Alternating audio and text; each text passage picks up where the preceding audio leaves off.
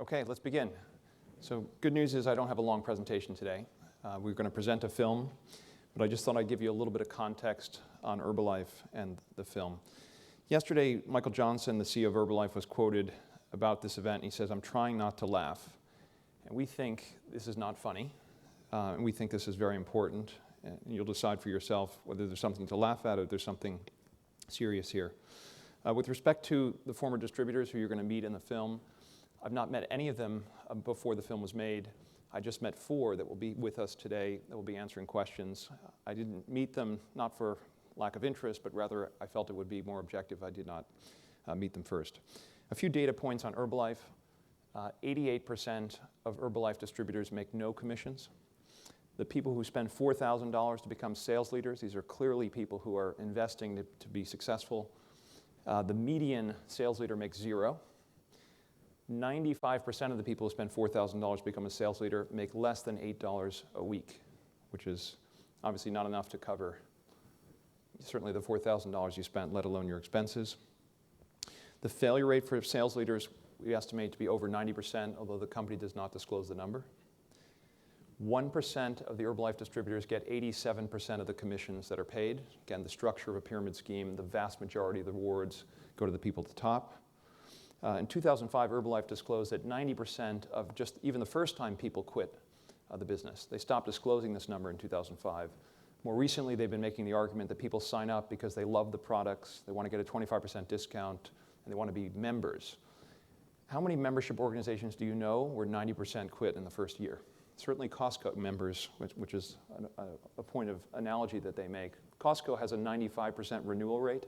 Herbalife has an excess 90% quit rate for their members. In yesterday's press release, Herbalife said in response to this event that over 1.6 million new members have joined Herbalife since 2008. Unfortunately, what they don't tell you is that nearly all of them are already gone because these people quit at very high rates. In the past 5 quarters alone, 2 million distributors have quit. So if you think about the number of distributors that need to be recruited each quarter just to keep in the same place, it's an enormous number. Since our presentation on December 20th, the SEC has launched a formal investigation, the Federal Trade Commission has launched a formal investigation, the FBI has launched a criminal investigation, the Department of Justice has launched a criminal investigation, and the New York AG and the Illinois AG, according to press reports, have been disclosed as investigating the company. Now, what has Herbalife's response been? To attack us and to do everything they can to prop up their stock, the most significant of which is they've bought back $1.3 billion worth of shares, approaching $1 billion in the first 4 or 5 months of this year. Most companies buy back stock. They try to do it at the lowest possible price. It appears to us that Herbalife is trying to buy back stock at the highest possible price in order to prop up the stock. The unfortunate thing about these buybacks is this is $1.6 billion that's not available for recoveries for people who have been victimized by Herbalife. So the company's taken on $1.15 billion worth of debt. They bought a ton of stock back, and that's money that's now gone. On our website, I recommend you go to herbalifepyramidscheme.com. We've got descriptions of the top Herbalife distributors, all kinds of video footage about how they present the business opportunity, as they call it. And you'll hear from people who've been victimized by these people. I'm going to introduce now, although he'll come up later, Bob Fitzpatrick. He's one of the leading experts on multi-level marketing companies. He wrote a book called False Profits, which critically examines pyramid schemes, and he runs something called Pyramid Scheme Alert. And Robert is going to interview 4 people who appear in the film, and he's available to moderate questions from the audience. With respect to the former distributors, we did not pay any of the distributors to participate in this film. We have covered their transportation costs. They fly economy. They're staying in, I would say, by New York City standards, moderate priced hotels. And we give them a $71 per day per diem for expenses, which is the government mandated expense number. We've not given them any other payments. We've indemnified all of them in the event they were to get sued by Herbalife and they get legal fees. We're not giving them any other funds. For example, if they were to lose their job as a result of participating, that's really their risk. And that's the story. So I'm going to step aside. We're going to play a film, and then you're going to have a panel. Thank you. I lost $25,000 in around 10 months. I was a Herbalife distributor for 18 months. spent well over $7,000 and have not recouped any money. I was an Herbalife distributor for less than 2 months, and I lost almost $5,000. In the 8 months that we were in, we lost at least $10,000. I was in Herbalife for about 4 months to 5 months, and I lost between $14,000 and $18,000. Oh, it's over $45,000.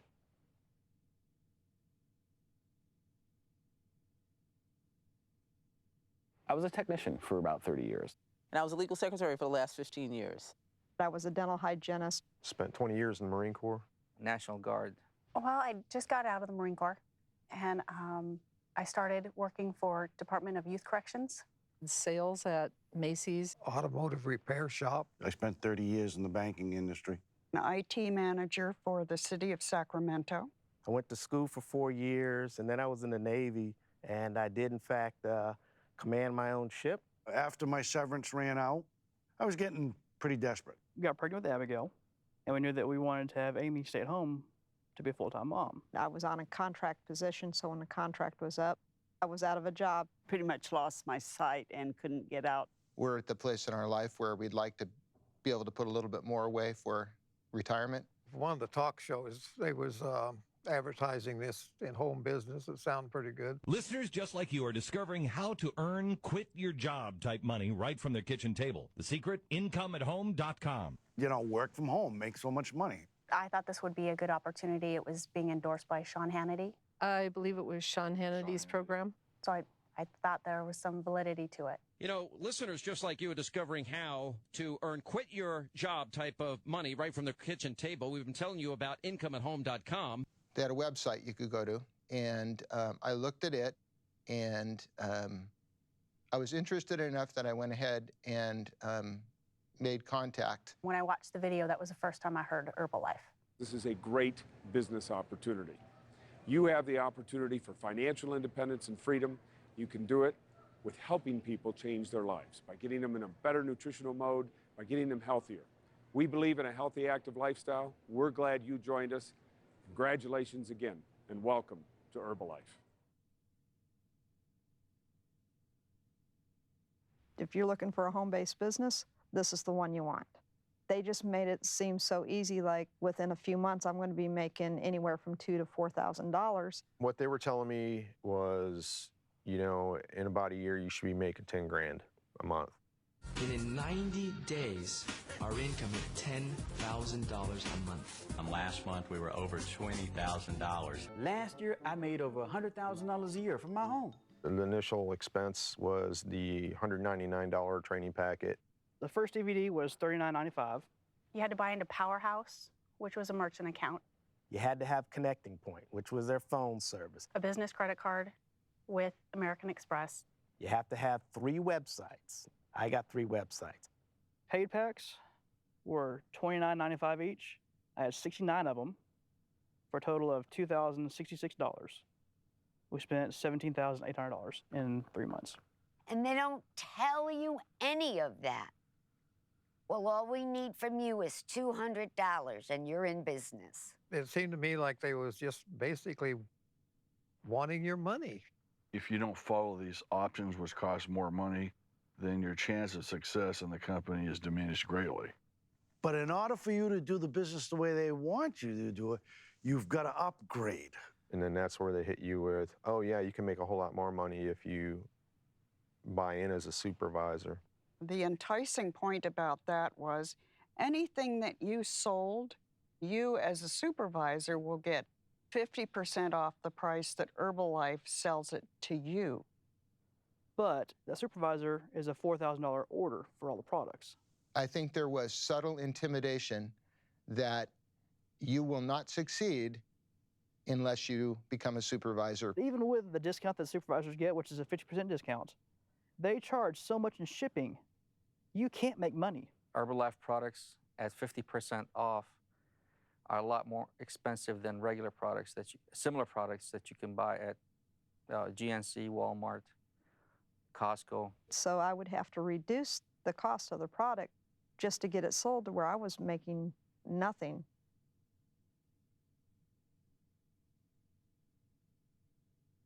I still have product at home. I still have probably about $800 worth of product sitting in my house.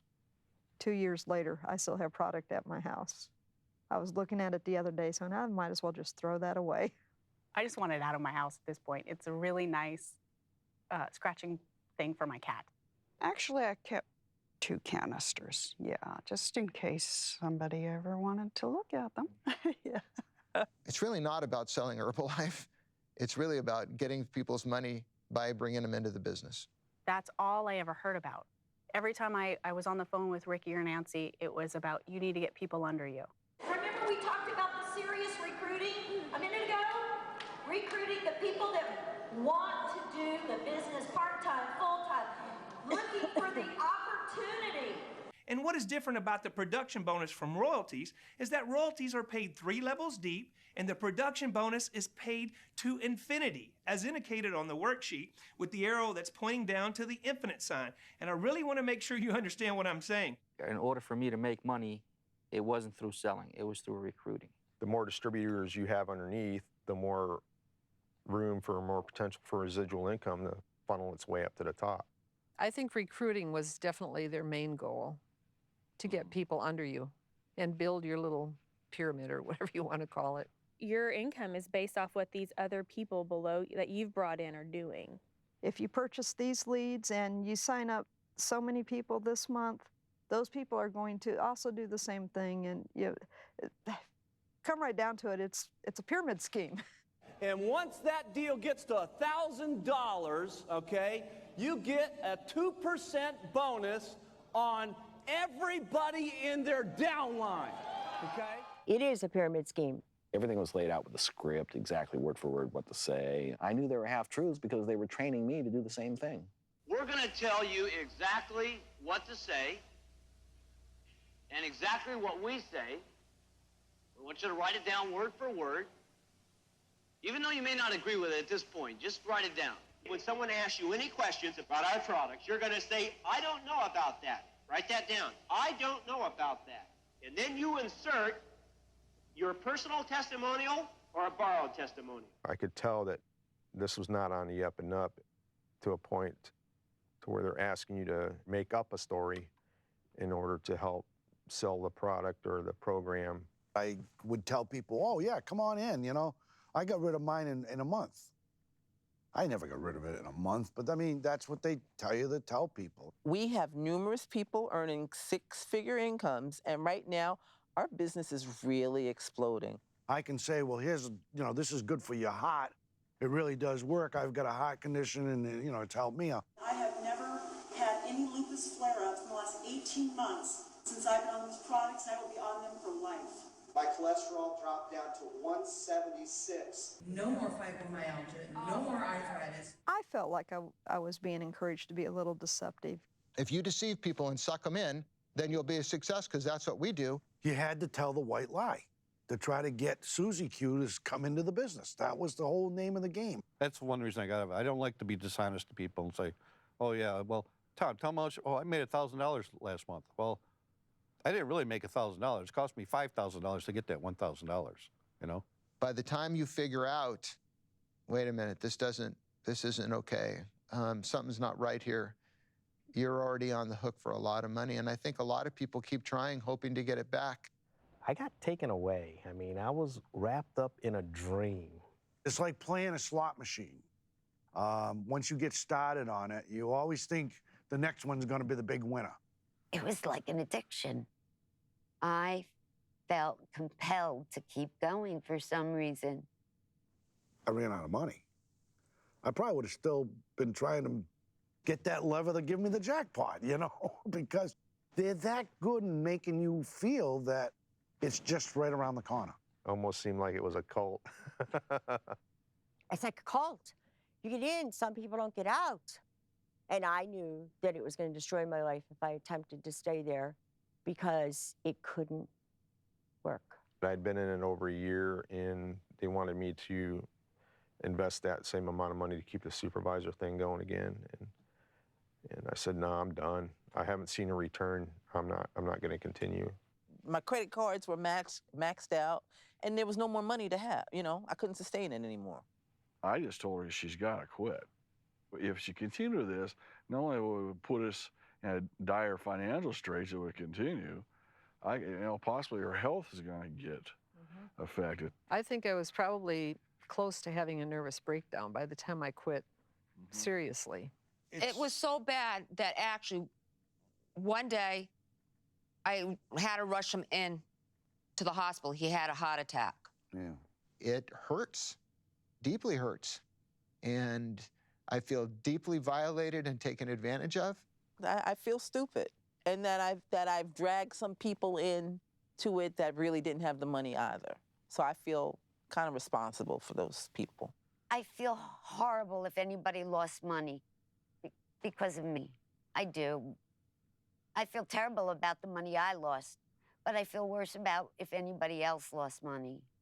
I kept having to take money out of my daughter's college fund in order to pay bills. That was the final straw. So we really, really get the pain of feeling like you were taken advantage of. And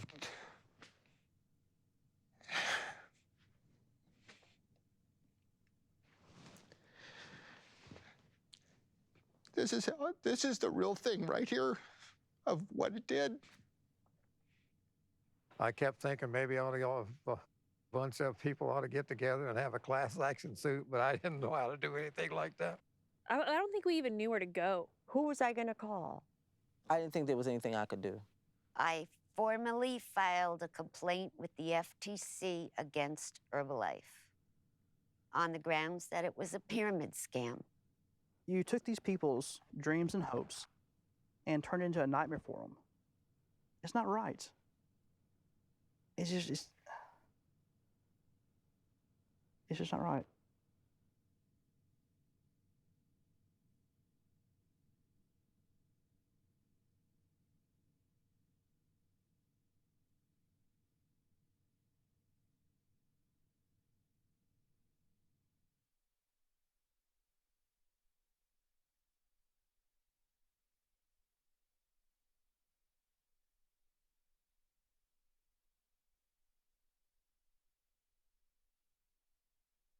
Ladies and gentlemen, please welcome Robert Fitzpatrick, MLM expert and the former distributors of Herbalife. Thank you. Oh, good. Some lights are coming up so I can see everybody here. So I'd like to begin with a couple of preliminary statements about the video and the guests that are here. I've been involved in studying, writing about multi-level marketing, pyramid schemes, and Herbalife in particular for almost 15 years. According to the Direct Selling Association, there's almost 15 million households a year that get involved. And yet, the actual experience of the people involved is rarely heard. And occasionally there'll be a lawsuit, occasionally there'll be a news story about a particular scheme that's prosecuted perhaps or collapses, and then we hear a little bit and then it goes away. So this presentation here with these four individuals is truly a rare experience. I mean, for once we're actually getting a chance to hear real life stories from real people about this. Multi-level marketing in general, Herbalife in particular, has really been an enigma wrapped in a mystery. If you have an idea that seems contrary to the official presentation, you're generally told you don't understand the business model. And if someone does complain, they are generally isolated and there's something wrong with that particular person. So I think the opportunity here is to get a sense of the grassroots experience that is occurring. I know the word victim has been used for this, but truly that word is not accurate. In fact, I think each of y'all would better be described as customers, right? 88% of the people that became supervisors didn't earn any money. So you're a And good customers. customer. You are actually a good customer. Yeah. So and what I'm getting at is that you are not an oddity, you're not an anomaly, you would be representative. Each person has their own experience with it, but I think the financial experience and the social and psychological experience would have been replicated tens of thousands, hundreds of thousands of times, but silently. One other thing that I wanted to say is that the intention here, because of the unique opportunity we have to have people come forward, how rare this is, that the questions and the discussion will be focused only on the issues at hand here, not broader issues about the law or stock values or anything related to, let's say, peripheral issues. Stay focused on what is actually being presented here.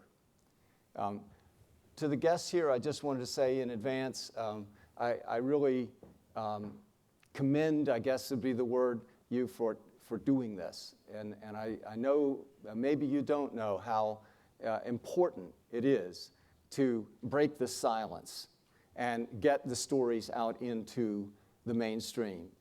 In talking to you privately, I know each of you had said when you joined, you had very little information actually available to you, that even if you had wanted to do your due diligence, the data, the information, the normal isn't really there to begin with. So your stories are so critical here. The video pretty much began with the premise of loss. But I'd like to go to the other end, the beginnings parts, the parts of your lives, because people come into multi-level marketing not as aggressive entrepreneurs. They come in from ordinary lives, jobs, and so on, as you described. And that's what I'd like to begin this with, is that I'm going to ask the panelists some questions, general questions, ask each to introduce himself and tell a little bit about how they got into it. And we'll spend a little time with that, and then we'll have some questions and discussion from everybody here, too. So let me begin with just asking each person to introduce yourself, where you're from, and maybe just a short thing about what were you doing when you got into this, and what was it that drew you into it? Tom, maybe you can begin. I'm Tom Zimber. I'm from Rochester, New York. I retired in 2010, so I was just looking for something for extra income, thinking of my grandchildren, my children, leave extra money to them. And I got the ad. It was an ad on the computer, so I went into it and looked at it, and it sounded like a home-based business. I said, well, I can do it at home. I thought it'd be a good idea. So I got into it. How did you even hear about it? It was an email that came. I don't even know where it came from. And so it was an online sort of solicitation. Right.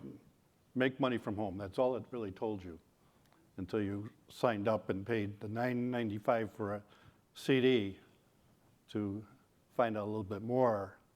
And then people start calling you and they want you to become a distributor or a supervisor, and telling you the advantages of being a supervisor was you're going to make 50% on anything you sell, which sounds great if you can sell it. And that's really where it comes from. So I just kept putting money into it, figuring that I'd get more, but they wanted you to get more people underneath you. So you had to pay like $130 for a lead. And they wanted you to do 20 leads minimum a month. So we'll get into more details about it. Let's just get everybody a chance to at least introduce themselves first here. Darylyn, good. Hi, I am Darylyn Lestort from Newburgh, New York, and we retired 6 years ago, and I currently live in Boynton Beach, Florida. I have the same story as Tom. I was looking for something to do from home. The ad came the same way, just saw it on the internet somewhere, looked at it, said, this looks interesting. Some lady called me up.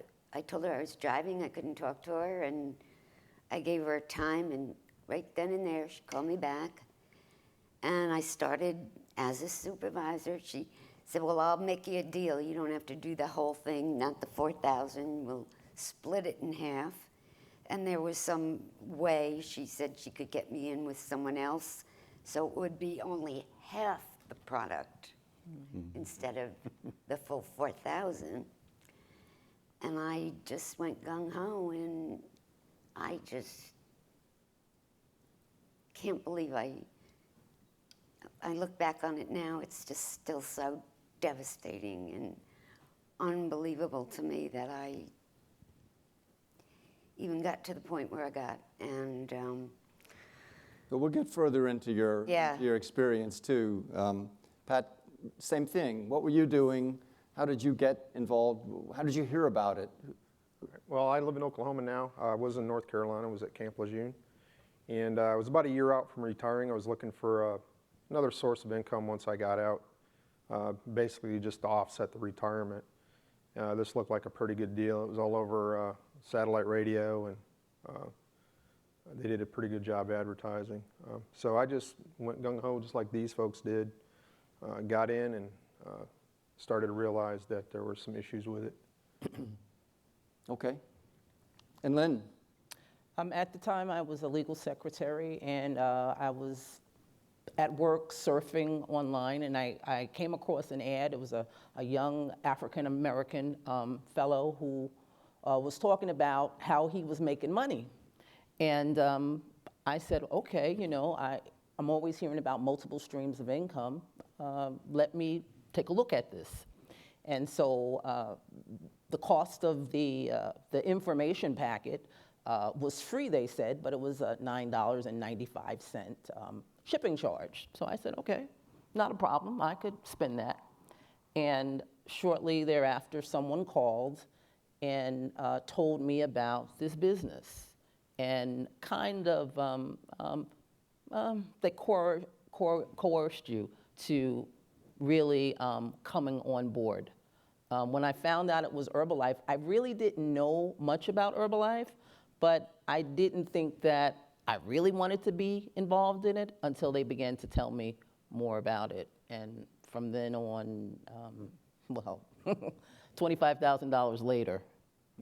So we're going to get into that question of how it could be possible that someone could spend $25,000, since it really only cost maximum under $4,000 to achieve supervisor level. And this is a question I know lots of people have. How could that? How did you do that? And I've heard, you know, this done many times where somebody would say, I lost 40 or 50,000, and they're saying, they look it up and say, wait a minute, this person only bought $5,000 of inventory. They must have spent money indiscriminately, and that's their fault, and so on. So it sounded, first of all, nobody here described themselves as particularly high roller speculator types, right? And yet, everybody kind of alluded to becoming pretty excited about this, gung-ho, going all in on this. What was said, or where did you get the idea that this was something to get really excited about? You know, you probably don't have that same excitement about legal work. No, I don't. But when you get this information packet, they list these folks who are everyday people who are earning thousands of dollars, and that they all had testimonies. They all had normal lives, and they make it so that, you know, you can do this too, with just a little bit of hard work, and we'll show you how to do it, that it's a system. You don't have to worry about anything. We're going to just lay it all out for you, and don't worry, just put your $4,000, well, it's not even $4,000, I think it was $2,800 up, and we'll show you how to get rid of the product and show you how to bring in other people who can do the same. It was all duplication. Yeah. Let me hear from some others about what was there about it that was exciting, you know? Well, I thought the product, you know. Work is generally not exciting for most of us, right? But I thought the product. Why is this work exciting? I thought the health food product would be a good thing because everybody's in the health these days. And when you get into that, you think, okay, I'll try selling this product. But then when you start finding the prices, what it costs, and people, you go out talk to people and they say, well, that's really high. when you go to a store and get everything cheaper. But then they started saying, well, you got to become a supervisor and you have to take the product. To sell the product, you have to take the product. That's one of their key things that you had to do. You have to sell it, you first have to buy it. Right. Right. Then you have to take it, drink it. And use it. Yes, you have to use it. Can't sell something you don't use. That's what they're. Yeah. And was the product for weight loss? Because I've heard it described as weight gain material, weight loss material. Yeah, weight gain, weight loss, bulk Maintain your up. weight. You can use it to gain weight, or you can use it to lose weight. Or Right. maintain your weight, too. You can do And that. maintain also. Or maintain your weight. Then they had products for Can't when fail you work it. out, Yeah. working out, everything. And just about any products for eyes, products for anything. For your that you want. face. But on the income side, where did you get the idea that this thing could be big money? Or did you get the idea that it could be Well, that was big the money? propaganda. That's what they told you. You know, I made $10,000 last month. Yeah. In a year, you'll be making $10,000 a month, if you follow these rules and you read these instructions whenever you talk to somebody. See, everything was programmed. You got to do this, read this out to them, and that's how you get the customers. You have to call them 48 hours in advance, 24 hours in advance. Yeah, right.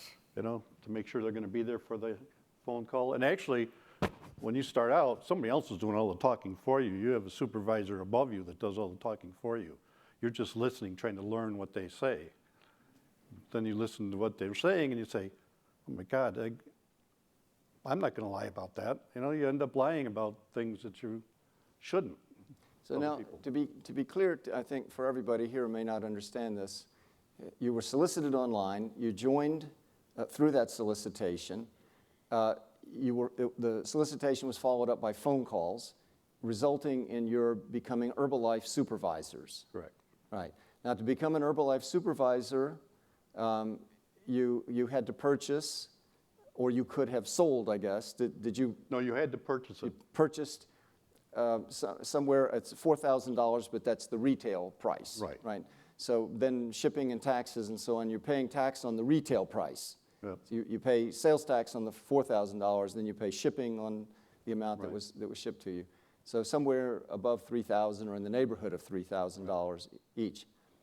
Okay, so now how did these other losses accumulate? Because everybody here listed losses way in excess of that. So, Well, you had to sign up for a merchant account so you could take credit cards.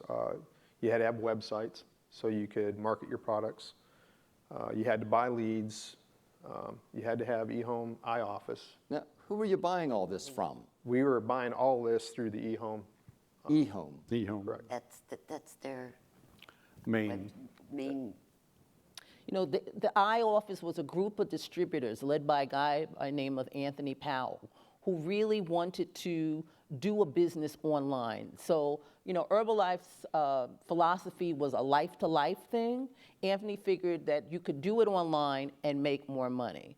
And so they targeted certain people, They targeted women, they targeted the elderly, they targeted people who were looking for a better way. I mean, really, it could have been everybody, but they were targeting people who were looking for a better way. So they said, we have this system. You don't have to do anything.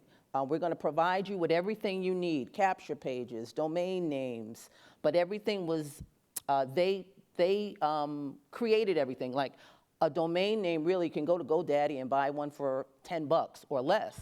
But their company was charging you $35 per domain name, which is ridiculous. To register it. To register it, yeah.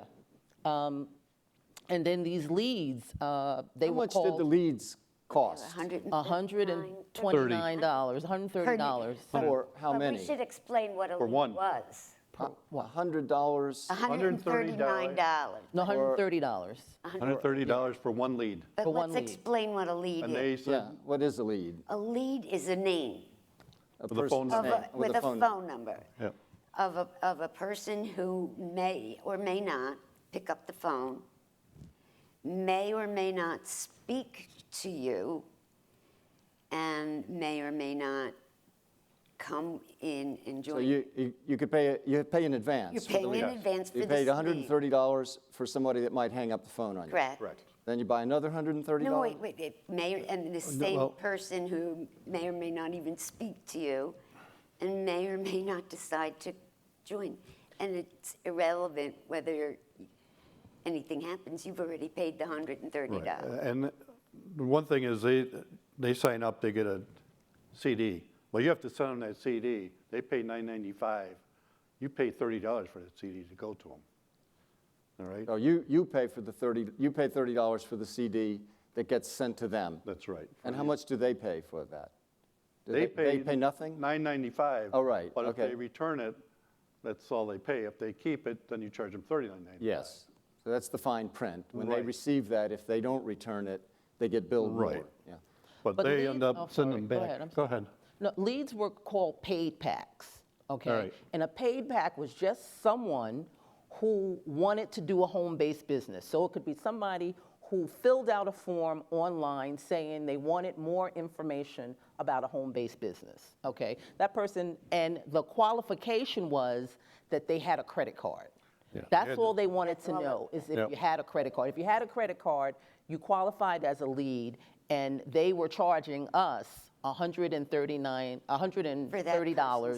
So for that name. So lead. just to Just for the summarize name. then, you had a business opportunity presented to you that appeared to be quite exciting because of the testimonials you saw of people making 5, 10, 20,000 per month. To pursue that business opportunity, there was a system offered to you that was to give you an advantage. Is that the idea over the people that perhaps would just go into it on their own by themselves? Yes. right? It was, So you would they have were you doing would all have the an sales for you, supposedly. yeah. There's a kind of sure way or a better way Right. to get you to succeed at this. And that's, it sounds like more of your money, much more of your money was spent in the pursuit of that system that was to enable you, excuse me, to enable you to be successful at the Herbalife business opportunity. Right. The more leads you purchase, the better. You know, they had a ratio. So for every 12 leads you bought, you might get one supervisor out of it.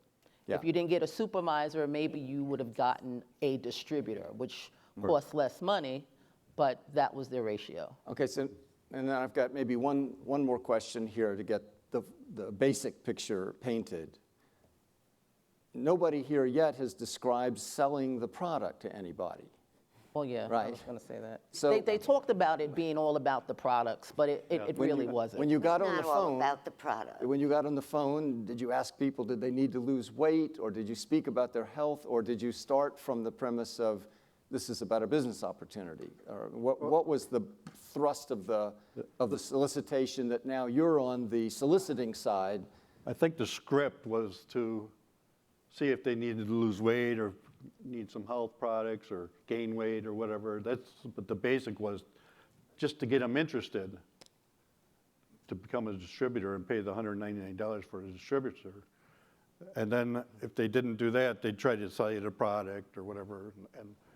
But basically, they were trying to get people to sign up and be a distributor for you. By a distributor. Now, if the person became a distributor, especially if they became a supervisor, you forfeited any chance to make a retail profit, right? You wouldn't make a retail profit on You're that. supposedly going to get a percentage of their sales. Right. On their sales, but the retail margin is gone. Is gone, yeah. So I wanted to just focus on that a minute. It sounded like what you're describing is a business that you could make, a business opportunity where you could make tens of thousands a month, a system for achieving success in that, but the system sounds like the system is to go and bring in other people just like yourself. We were part of that Duplicate system. yourself. We were that system. We were paid packs because we filled out a form. Yeah, you were We now- started out that way. So you were going to go out and find people just like you were found. Exactly. But when it comes down to it, you start figuring out somebody becomes a distributor, you got $130 to start just to get their name, another $30 for the packet they get. Costs them $190. Then you got to pay $50 when that comes to sign them up for the next seminar. all right? Right. And then you have to pay shipping of the product that you have, so you're 60% off, so you're still sending something $60 for a product to them, plus the shipping and everything, plus you have to buy something from the company to send to them. So now you're over $200 and something before you even, for $199. So you're losing money right away. You know, you didn't figure that out until you started adding everything up. Right, right. Did any of you actually succeed in getting some people in? Oh, yeah. Yeah. You did? Yeah. Yep. Over the phone? Yep. Just like you joined? Yep. Yeah. And tell me a little bit about that. How did that work out? Did that result in, you know, an increasing chain of others joining after them that would have led to the 5,000 or 10,000 a month or 20,000? What happened? Do you know? I had many people in, a couple of supervisors, but it didn't last. And as I said in the video, to this day I feel terrible about the people that I brought in, who spent money who shouldn't have spent money.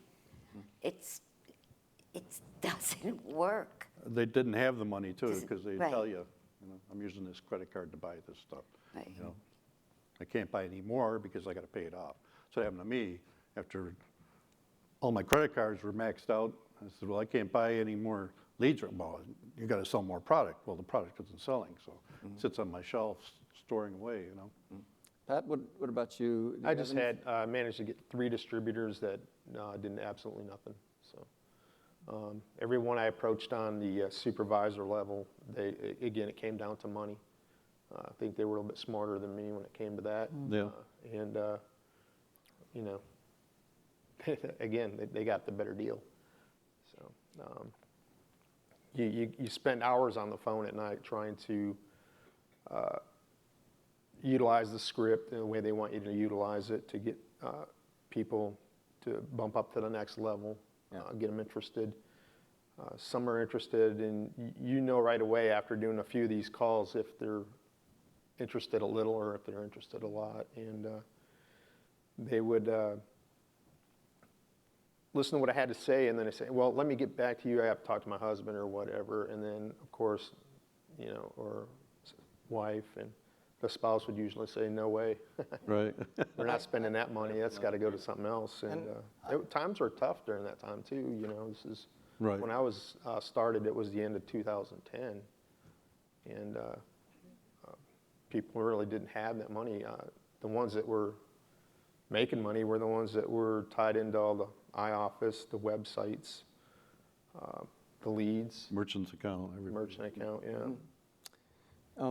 Something I've encountered over and over again in my work is that the presentation that people receive initially, you know, showing the system, showing the basic business opportunity, has an underlying message always that this system is workable, viable, profitable, legal.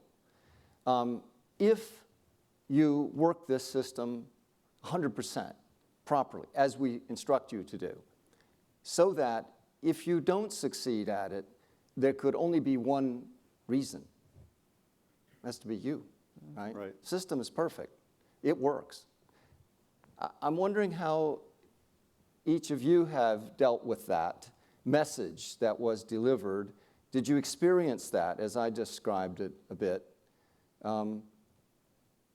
From the point of view of the business, you're losers. You lost, right?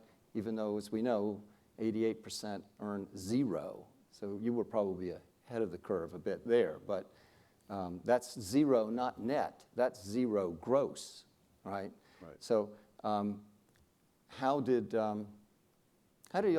you deal with the experience of this? You know? I'll answer that.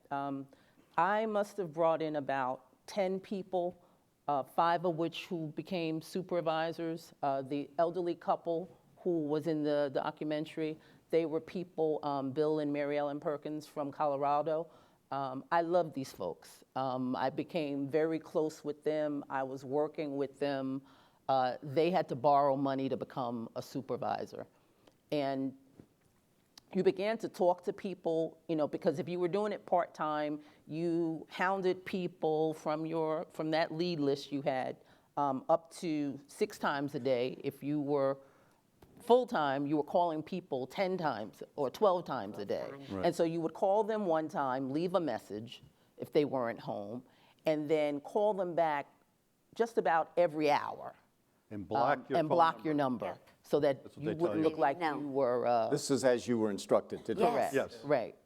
And after a while, now I had gotten some people in, but after a while, people would say to me, Lynn, every time you talk to me, you're asking for more money because there was some other component of the system that we were instructed to tell people to buy. After a while, I began to feel, really sleazy, like I needed to take a bath after. Like a debt collector. Yeah, after talking to people, So, I knew that something was not right. These were people who really didn't have the money to be doing this. And that's when finally the light bulb went off in my head after months of me trying to really think that I was doing a business, because they made you feel like you had everything you needed to do a business from home. Right. And Not I was, succeeding if you're not- I was working here in Midtown, and on my breaks, I would go into an empty office and make phone calls to people. And I would tell folks, yeah, I'm doing this from home. I'm doing it part-time, but I'm sitting in an office in Manhattan on the 30th floor overlooking the Hudson River. Life is good, but I wasn't making anything. Right. Yeah. Anybody else on that experience of bearing the burden, let's say, of not succeeding in this system that was portrayed so glowingly? Well, I think what got me one day is that, this is supposed to be your business. The person up above me says, this is your job to do this. And I said, wait a minute, this isn't a job, this is our own business. Why are you making it a job? Because they were up above, they were making money off us. They didn't care, So they made it like a job for us to do for them, when it's not supposed to be that way. It's supposed to be your own business. So that kind of turned me off right there. And I said, I've had enough of this, especially when I said I'm out of money. And they said, well, you're not selling enough product. Nobody's buying it. Well, you've got to buy more leads. That's the only way you can make money. Buy more leads. Yeah. Yeah. The other thing was when they had the I office, there's 3 different rates. One was for beginners to get into. One was for another thing, and the third one was if you have websites and you want to get the information from your website, which goes through Herbalife and they come to you, you had to pay the highest rate. If you didn't pay that, whatever came through to you, I don't know where they went. If somebody went to your website, I don't know if they took it and gave it to somebody else, I have no idea. Did family members support you in this, or did it affect family that you were involved with? Was it a... I kept them out of it. You kept your family out of it? Yes. My girlfriend had said to me, be careful about that. And I was like, no, don't worry, I got this. Everything is good. My son said the same and you don't want to hear, yeah, well, I told you so. And she was good enough not to say that to me, but. Yeah. Not my son told me so. Your son told you. What about you, Darryl? I just went gung-ho, never had done anything with business. I was in education, so. And my husband was kind of on the sidelines. So I woke up one day and I said, oh my God, what have I done? And I mean, beyond devastation, just so depressed. I was so depressed. Well, so I sort of end this segment with where I began, which is a commendation that I know the courage it takes to come out and speak about this. It's a voice that, as I said, has been largely silent. Not just your voices, but millions of people's voices. Your experience is replicated all over the country, all over the world, actually, but we never hear about it. So, again, thank you for sharing all this. And I know there are questions that we've got from the audience here, and we have some coming in over the web, but I think we probably should give priority to the people that are here to ask a question or share a comment, too. It doesn't have to be just a question. Yes? Hi, thank you for sharing your stories. I wanted to ask you, were you encouraged to try to pull in your friends Because I know a lot of people that get involved in these things, and I've actually had friendships, disappear because they wouldn't stop harassing me. Did they encourage that? It sounds like with the leads, they didn't need to. With me, they told me not to worry about trying to get in family and friends and stuff like that. I think they knew that would probably, they had a conscience. They probably thought that that would create some conflict internally with me. So maybe that's why they did that. Because if I was having conflict, then I'm not going to focus on selling this plan, getting people to buy into all this marketing peripherals. So. Now, for me, it was different. They more or less said, you got family and you could try them and that. And then I talked to my nephew, and then I thought he didn't have any money, and finally I said, no, don't worry about it, don't get into it. My son said no right away, So I said, well, so they didn't say don't do it. I'm glad they didn't get into it because I feel a lot better. And I'm going to just answer that.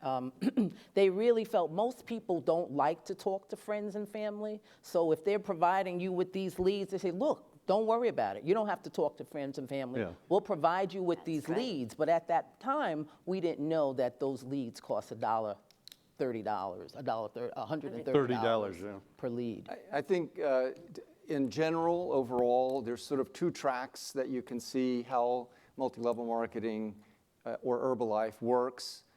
One of them is the one you described, but when you enter the system, which they did, is a little different. Now you've got this special track you're on, and it's all about buying these tools and so on, the leads and so on. So you don't need to go and harass your family. They got a better way, is sort of the idea. If you don't buy into that, then you will hear that, the family story, generally.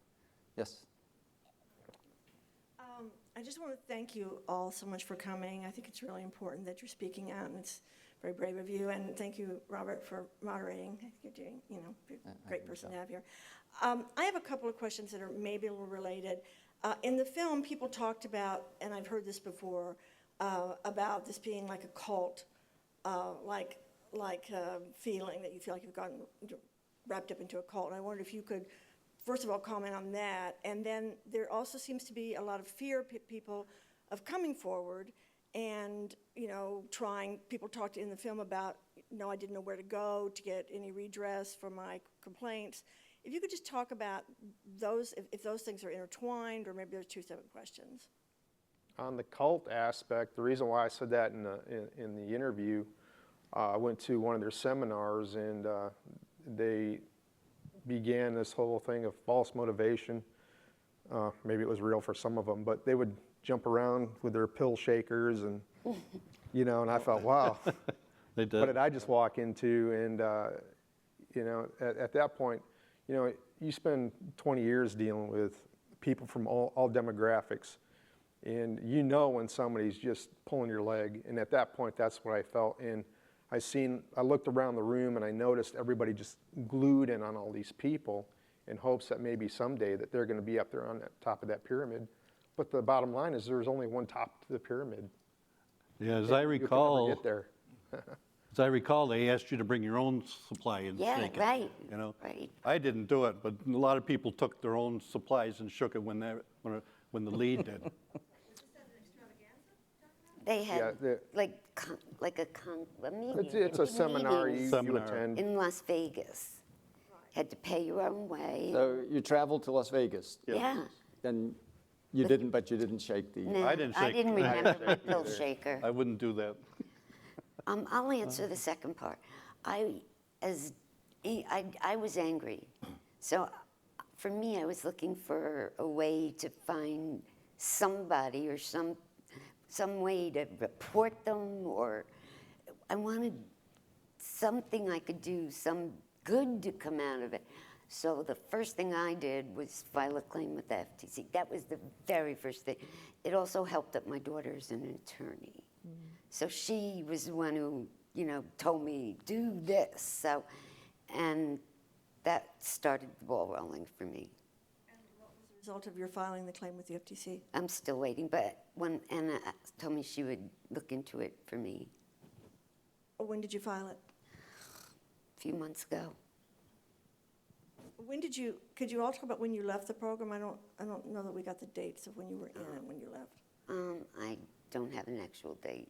I A year ago. I went in January 2012 and got out in May because I ran out of funds. February of 2011, and I was out by October of 11. Yeah, November of 2010 and some first few months of 2012. Question over here, yes? Thank you for sharing your stories. I'm curious because generally in a legitimate sales organization, there's ongoing sales training. They teach you how to prospect without buying leads and so forth. Was there any of that in terms of developing that skill set in sales and whatnot? Well, you know, they told you that you could distribute flyers, and there were methods you could use that didn't cost you any money, but primarily they wanted you to buy the leads because that was how they made their money. The flyers would take too long to generate, recruits, I call them. It sounds like you weren't given what would be thought of as traditional, formal sales training, though. Am I right or no? They would give you instructions about the products. Yeah. But that was it. You know? Or how to do the eye office. They would The eye do office, yeah. training in the eye office. And then every, was it Monday night or Tuesday night, they had something called movie night. So when I first heard this, I thought you'd come together, get in front of your screen, and you were going to see a movie. But it was really just a rah-rah session. Right. Where they would talk a little bit about the products, but mostly on how to make money. How to promote and how to recruit. Mm-hmm. I think if you tell people that they can make $10,000 to $20,000 a month from their home, you pretty much have the basis for a cult right there. I mean, that's a utopian view right there that would get quite a few people into it. But let me make sure I'm hitting everybody. Yes, please. Didn't it raise any red flags that you had to pay $9.95 for a CD just to enter this business? Well, you weren't paying for the CD, you were paying for the shipping. So this was an information packet, but it would only cost you $9.95 to receive. But of course, you were paying for. Right. Once you became a distributor, it would cost you $29.95 to have that mailed to them, and you got $9.95 for that.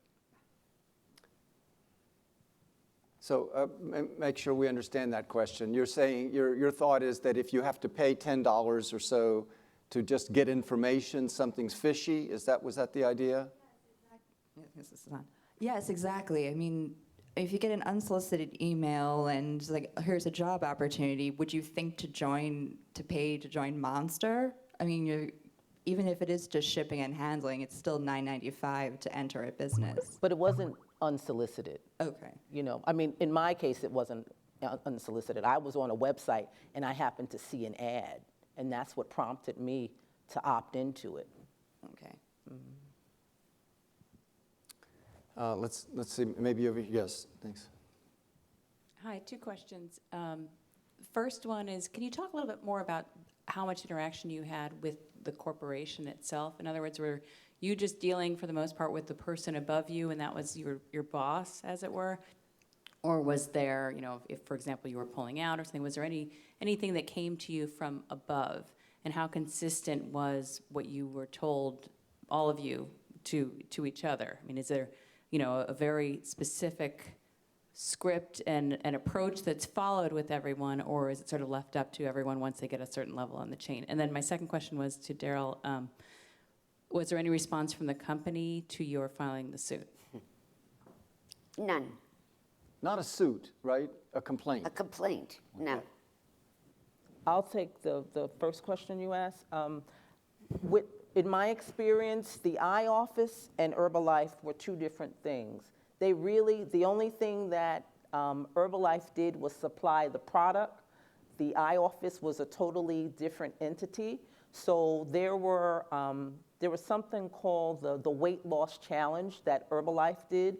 and they provided a manual. Well, the eye office also created a manual. Herbalife sold their manual for, I think it was like $25 or something like that. The eye office sold theirs for $60.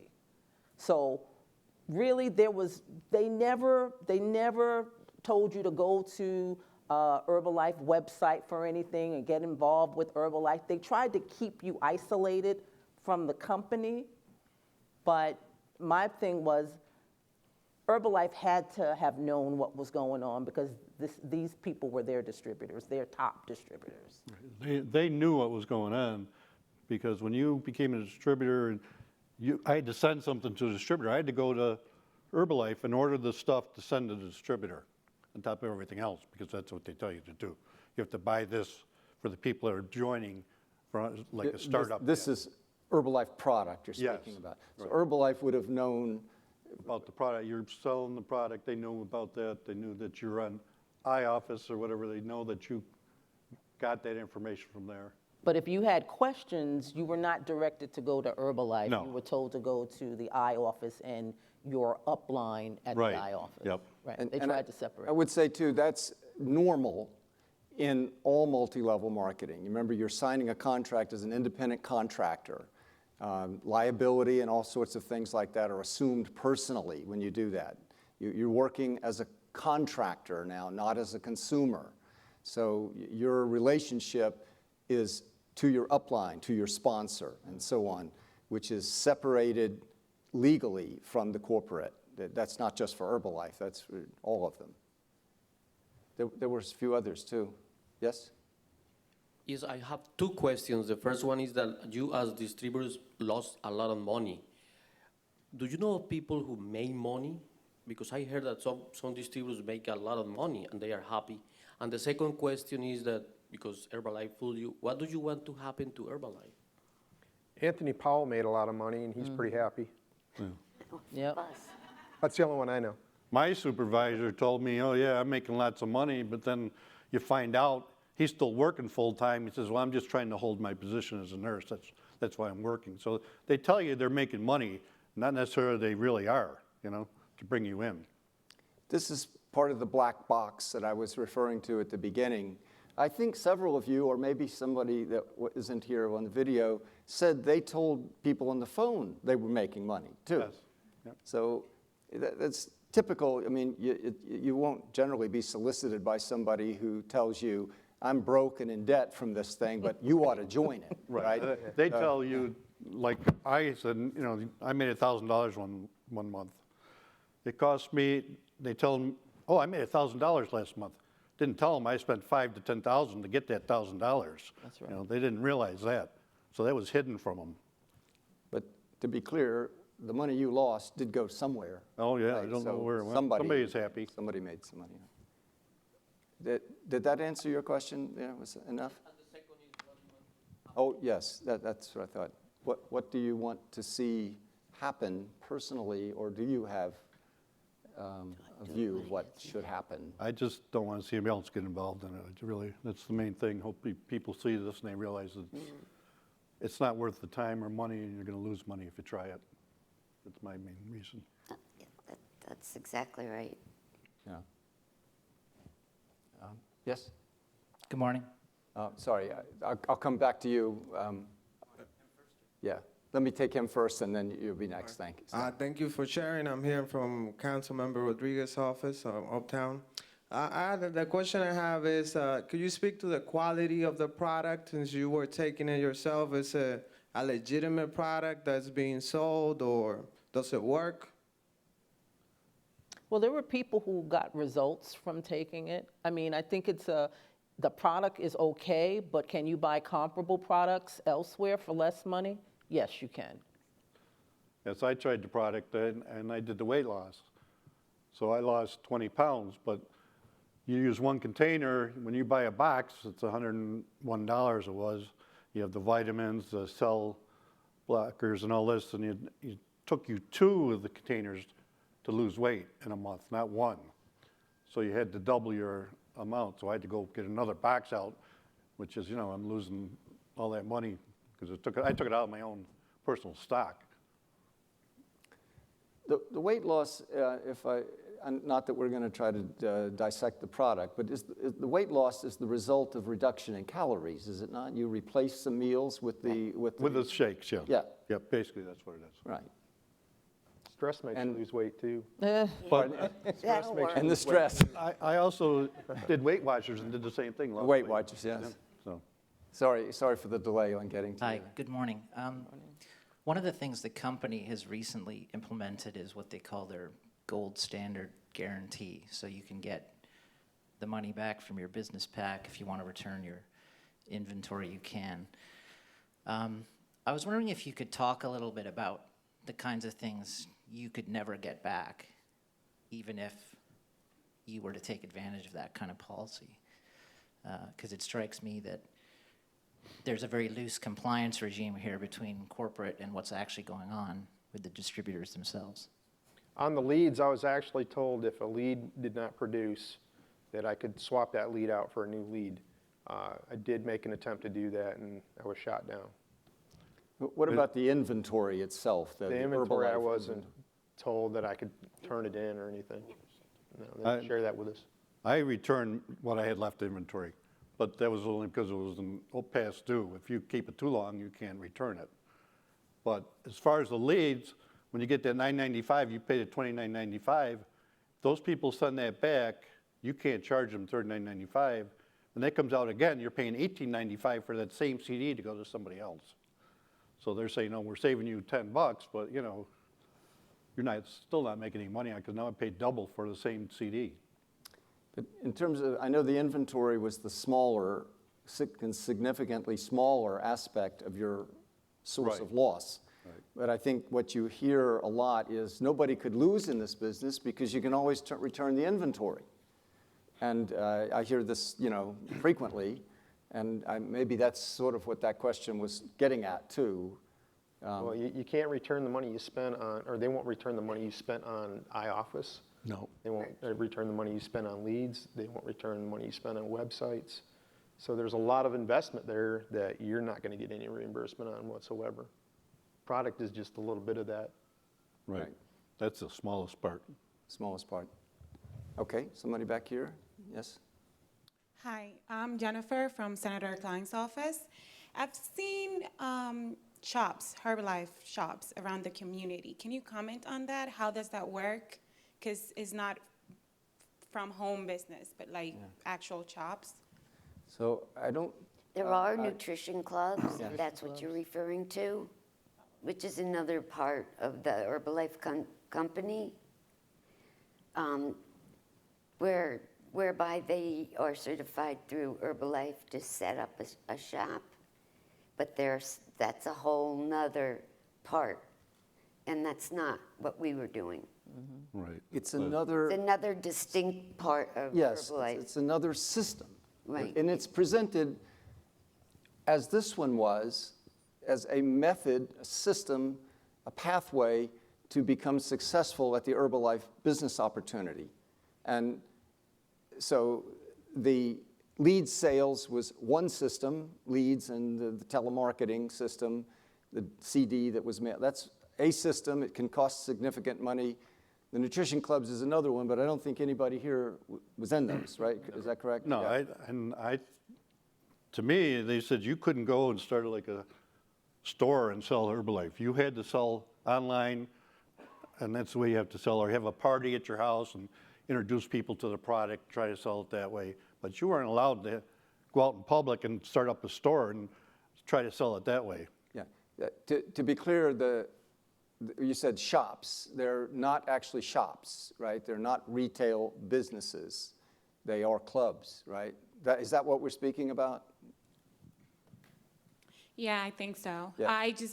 I've never been like to the actual club. I've seen it around the community, and it's probably a club. But I believe is it run by Herbalife or by the I office? No, that's independent. Independent. Separate, Right. Independent. Okay. Thank you very much.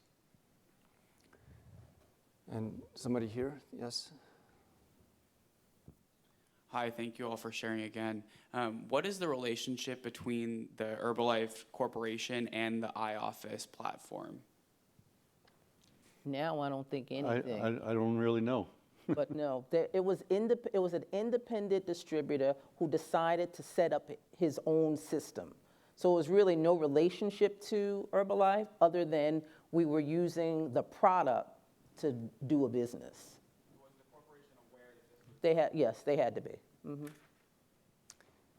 Again, part of the black box, you know, the Herbalife organization, the Herbalife system of recruiting, which we say millions of people are brought in. This is one of the ways they're brought in, but it's an octopus, but obviously coordinated. But the actual nature of the coordination, the legal relationships, nobody seems to know. And it wasn't just the iOffice, because I understand that there are many other types of systems like this throughout Herbalife. Yeah. Yes? What percentage of your time you devoted to sell the product, and what percentage of the time you devoted to find people to sell the product? This is one of my questions. The other one is, in the website of Herbalife, they describe how much the people are making, and they give percentages, and there is one percentage that's like 88% that they are not making a lot of money. Did you check that? No. I haven't looked. We were so caught up in trying to, make money. The due diligence, and I worked at a law firm, so You probably spent went 90% out of your the time window. trying to get customers Right. or Right. people into the business. Right. You didn't spend a lot of time trying to sell the product. You didn't have time. You just spent time recruiting. You spent your time on the phone recruiting. Yeah, maybe 10%.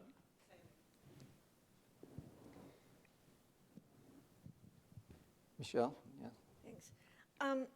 Did you ever realize when you were doing this, did you ever think this is a pyramid scheme? Did you know what a pyramid scheme was? Did you ever think, did you ever have any experience with anything like that before? Do you think you know what that is now? I mean, I don't want to get into the legal aspects. I'm just curious about, if you had ever heard about that, what your feelings on that were. Oh, it wasn't a pyramid scheme. They told us.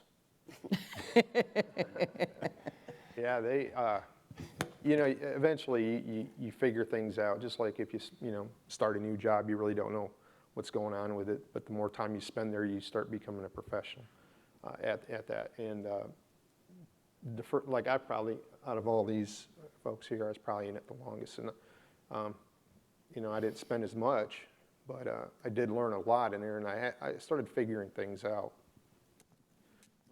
They wanted you to fabricate a story. They wanted you to tell your prospective recruits to fabricate a story. Right. And I wasn't going to do that. It's probably why I got off lucky and only spent $7,000. And I didn't get any supervisors. Had a couple close hits, but they couldn't produce. And I just figured, this isn't right. Something's wrong here. And I just started slowly easing my way out of it, and I had a future to plan for, and it definitely wasn't going to be that. I was stressing out over it. There's no reason for that. That's probably, again, I lost like 14 pounds in my first month, but I think it was, boy, what am I going to do if, this doesn't work out, dumping my savings. And I got lucky. I had the savings, and once that was gone, I stopped, That was my investment that I was going to limit myself to, and if it didn't start producing anything or showing any promise, I was going to bail. That's what I did. The rest of you have any idea of what it was, or did you think it was what it was? My Well, son, I knew I wasn't making the money, and I knew the money was going somewhere else. So, after a while, if you didn't have a story, you were encouraged to tell your upline story, and, all of them had these great stories, right, to tell. But, I thought I was making money, but when I, really did the figures as to what I put out and what was coming back in, because each time you sold a supervisor's order that cost someone close to $2,500, you would earn, I think it's $325, something like that. Yeah.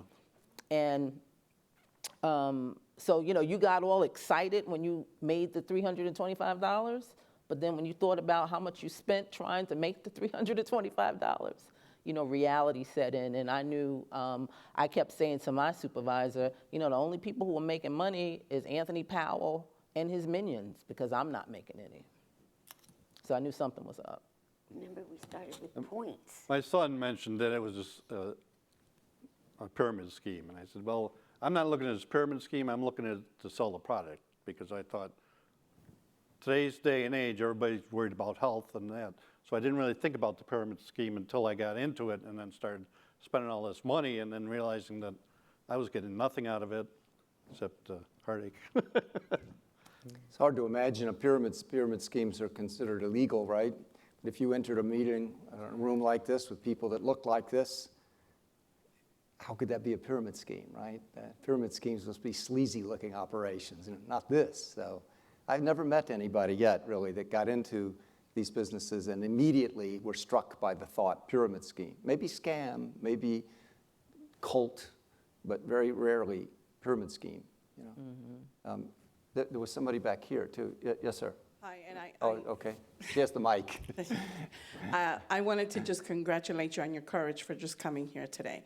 I have two questions. One, going back to the same conversation of the pyramid scheme, there are many different levels in a pyramid scheme. So did you ever meet whoever was above the person that you were talking to? And if you did you ever have a conversation with them about what you were concerned and what you were seeing? And then my second question is, were you obligated on a weekly or on a monthly basis to purchase products? Great questions. I met him. His name, again, was Anthony Powell. When I think we all at one point traveled to Las Vegas. I didn't have a direct conversation. Well, no, not a direct conversation. It was a convention or whatever over a period of, 3 or 4 days? Right, but he had a party one night inviting people. Yeah. If you sold X number of dollars or made X number of points, you were invited to a party that he threw one night. But it was just like this big rah-rah thing. We were joking about throwing our shaking our vitamins up in the air. It really was it wasn't a learning convention or meeting. It was just, I'm great, I'm going to get better and better, and I'm bringing you along. And the rooms, the rooms were overflowing. They were what, 2 or 3 size this time, the size of this room, and every seat was taken. And every single person in that room was a member of his line. Right. Every person. And what I mean by that is he made money off of every single person sitting in that room, and the room was 3 times the size of this room.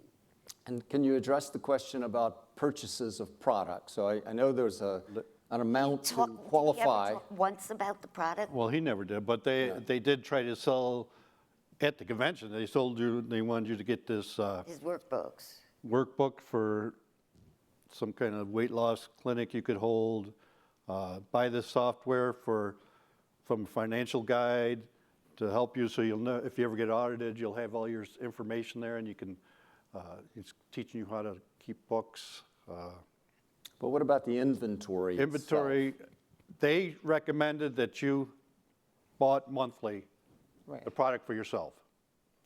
If you didn't have it in stock, then they wanted you to go online and order that and put it in there as a monthly repeat. You don't even tell, you just put it in there and they repeat it every month. You know, not asking if you need it or not, they just keep repeating it. Now, I didn't do that because I didn't think it was right, but. Yeah, it was an auto ship. I know when I first got into Herbalife, they weren't talking about, they called it a HAP order. Right. I can't remember what that stood for.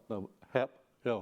But whatever, they called it the HAP order, and they wanted you to buy a certain amount of product every month. When I first came in, they didn't really talk too much about that, so I was just eating off of my own product, off of my own inventory. But then maybe about 2 months later, they were suggesting that everyone get a monthly, what is known in the industry as an auto ship. Right. So that you are constantly feeding the company. But your initial order that qualified you as supervisors was in the vicinity of $4,000 retail. Right. Right. How long did that purchase qualify you as a supervisor? For a year? 1 year. 1 year. See, I didn't know that. Good thing I got out when I did. There would have been another order coming up, yes. Yes. Thank you. Two things I've heard today that I just need a little more clarification on. The first being in regards to the iOffice entity. What I'm hearing is that the relationship between that entity and Herbalife is not quite clear, but at the same time, they were an explicitly endorsed vendor by Herbalife. Is that correct? Am I hearing that correctly? Secondly, in terms of these storefronts, they're not franchises, but sales clubs, and I don't understand what that is either. If you could just elaborate on those two things so we could have a better understanding. I don't think anybody up here is going to be able to answer the second part of the question about the clubs, because nobody was involved in those. Yeah, iOffice. There might be somebody here in the that might know a little something about that. So, Bill, do you want to address that? Yeah. Turn on my microphone. Yeah. So the question was on nutrition clubs and this iOffice system. And are they franchises, the clubs, and are the iSystem, is that an endorsed vendor? Yes. So the way it works is if you have a business method, up until about 8 or 9 months ago, Herbalife required you to register that business method with Herbalife. And then when we brought to the government's attention these various business methods, lead generation, et cetera, Herbalife discontinued the registration requirement. I think as a way to pretend like they didn't know what was going on in these various methods. We have a website, herbalifepyramidscheme.com, and we give detailed information on the top distributors. All of the top distributors have different systems. Now, you were the 4 people who were able to make it today. They happen to be with iOffice, but there are a whole bunch of different systems run by Leslie Stanford, John Tartle, who's on the board of directors of the company. He has his own system. We feature these in detail in the company. So these are registered business methods with Herbalife. And I think Herbalife required people up until, again, I think it was June of last year, you have to get a letter from your lawyer saying that this is legal. And you submit it with your business method. I don't think they did a lot of due diligence. I don't know what they did, but they certainly are aware of these methods and how they work. In fact, the company actively promotes the successful business methods. One of the most successful business methods is the Nutrition Club. And the Nutrition Club was invented by a Herbalife distributor in Mexico. And the problem with Herbalife in Mexico is the population is very low income. And to be able to afford a $4,000 order or a $3,000 order is impossible for someone who has a relatively small amount of money. So the Nutrition Club is actually a pyramid scheme within the pyramid scheme. And the way it works is that you go and you buy a $5 shake, and you recruit 10 friends who buy $5 shakes. And each of them recruit 10 friends who buy $5 shakes. And the person at the top of that mini pyramid eventually qualifies to be a supervisor, and they open their own nutrition club, and so on, and so on. And the reason why they're clubs and not retail stores is they're trying to avoid the regulations with respect to opening a restaurant, where there are all kinds of requirements and food safety and otherwise, where if it's a private club where all the windows are covered and there's no Herbalife sign on the outside, all these are rules that they have. But are they franchises? They're not. They are all of them. Sounds like they're standardized. Well, you have to register with Herbalife. Herbalife has you have got to fill out a bunch of forms. They have the location of the club. They know everything there is to know about the club. They know the particular.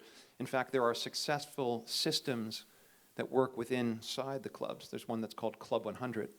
And Club 100 refers to the fact that once you get to the various awards as you recruit more and more people to come on a regular basis, and it requires you to work a certain number of hours and buy a certain number of shakes, and if you could recruit a certain number of people, it's all the same thing. And the brilliance of this nutrition club is it's been a way for them to go after very low income populations. So in Queens, in Corona, there are a ton of these nutrition clubs because there are a lot of low income Hispanic people there who couldn't afford, that may not have a credit card, can't put together the $3,000 or $4,000 to buy a supervisor order. What's interesting here is one of the reasons why we did this video. There's been a lot of attention actually on the low-income Latinos that have been sucked in through nutrition clubs, but no one's heard the story of, I would say, more traditional middle-class Americans who got sucked in on the web. And so each of these are different business methods that are targeted at different populations. The Nutrition Club is targeted at low-income Latinos. The lead generation and other web-based recruitment tools are targeted at kind of middle-class Americans. And the stories are incredibly similar for each of the various segments. But it's a targeted marketing program. Affinity program, and they want people like yourself calling other middle-class people, because when you get a phone call from someone and they're a former, they're a veteran, right? So you can talk about working for the Army, the Navy, and you speak with without a Spanish accent, you might be able to suck in someone that's similar to yourself. Whereas if you're in a nutrition club, it's easier to recruit someone who English is not their first language, so that's how it works. So we're going to wrap up in about 5 minutes, actually. So we have a question over here. Thank you for that.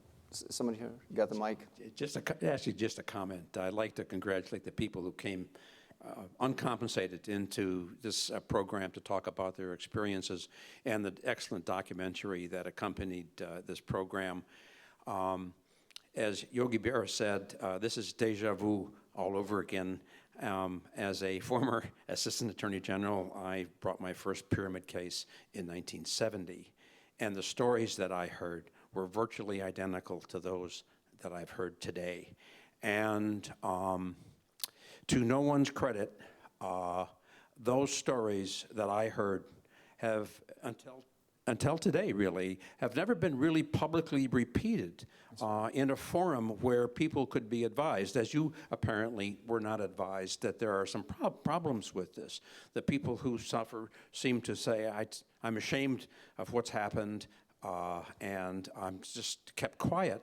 And so these companies have been able to operate in virtually identical ways to what we've heard today for the past 40 years without any public information. And so I'm not in the stock market, so I don't understand all the motivations, but I have to give Bill Ackman a lot of credit for bringing this topic to the foreground and hopefully getting the public somewhat aware of what's really going on here.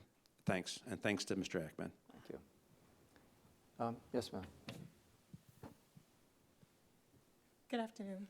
So what is the core issue? I mean, there's a reason why so many people, Herbalife is not the only pyramid structure. You cut off one to grow in its place. There's a reason why so many people get sucked into these kind of structures. So what is the core issue besides targeting or specifically discussing Herbalife?